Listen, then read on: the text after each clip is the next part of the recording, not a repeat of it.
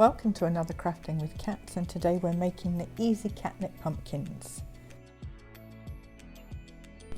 I just cut some circles 8.5 inches across out of some felt squares, and I used embroidery thread to do a simple running stitch all the way around the edge. Then I gently pulled the stitches so it pulled the pumpkin up into a little ball. Here's our homegrown catnip and catmint, which I then used to stuff the little pumpkins with, along with some wadding, and I kept layering it up so it was fragrant all the way through.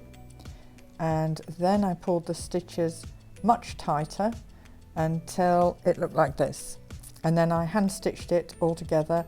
I cut some leaves out of some green felt squares and attached those, and there you have your finished catnip pumpkin. It's so simple. I cut out another 3 colours in varying sizes so the cats had plenty to go at, and here's Fudge demonstrating that while Smooch watches on.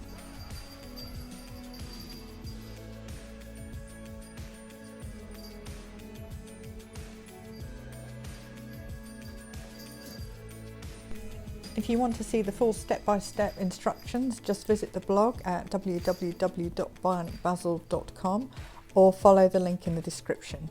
And next time we're making the Halloween monster truck, so we do look forward to your company again, and thank you as always for watching.